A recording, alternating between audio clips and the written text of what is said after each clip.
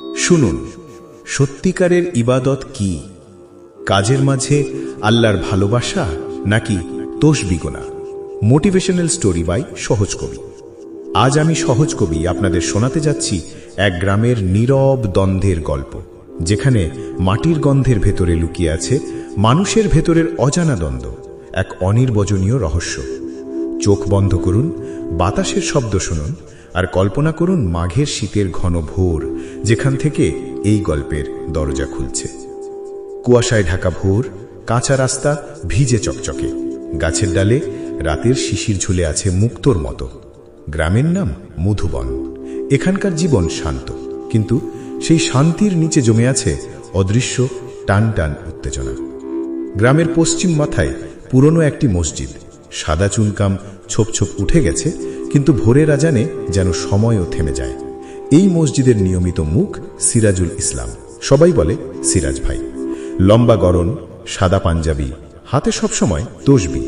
সারাদিন নাম গোনা, জিকির আর নীরবতা। মাঠের খবর, বাজারের হাল, কোনো কিছুতেই তার আগ্রহ নেই।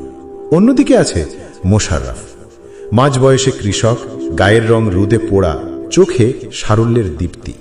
ভোরে নামাজ পড়েই লাঠি কাঁধে মাঠে ছুটে যান। ফসলের খোঁজ, প্রতিবেশীর বিপদে ছুটে আসা, স্কুলে দান, সবকিছুতেই তিনি এগিয়ে। তার কাছে ইবাদত মানে শুধু নামাজ নয়, মানুষের উপকারও।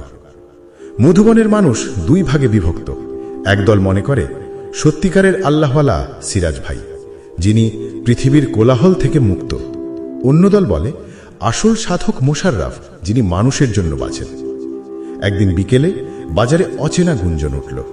পাশের গ্রাম থেকে চোরেরা এসে গরু নিয়ে পালাচ্ছে। মুহূর্তে বাজারে হইচই, কেউ সাহস পাচ্ছে না এগোতে। মোশাররফ কোনো কথা না বলে লাঠি হাতে ছুটে গেলেন। গ্রামের কয়েক যুবক তার পিছু নিল।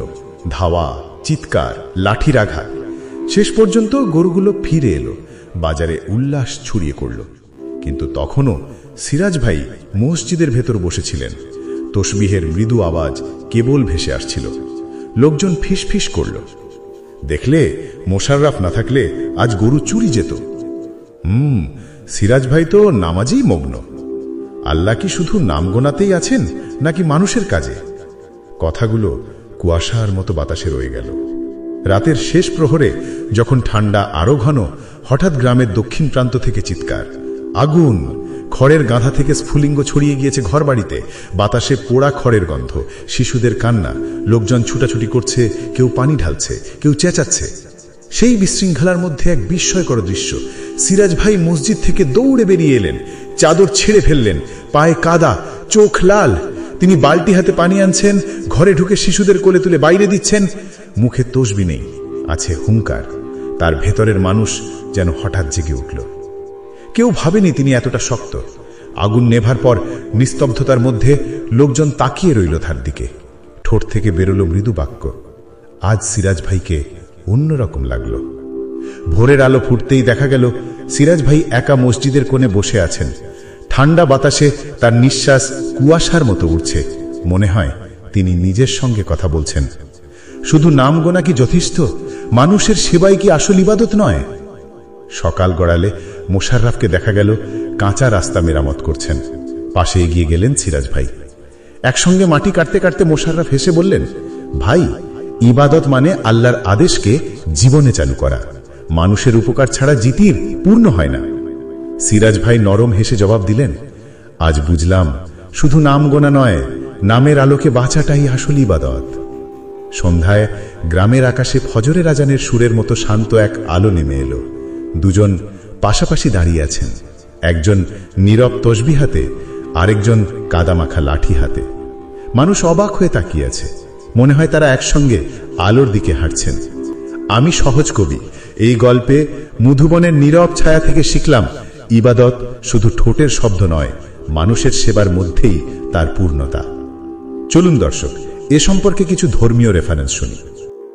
প্রিয় মহাকালের সঙ্গীগণ, আজকের আলোচ্য বিষয় অনুযায়ী শুনুন ধর্মগ্রন্থে কি বলা হয়েছে। কোরআনের আয়াত, সূরা আল মাইদা 5:2।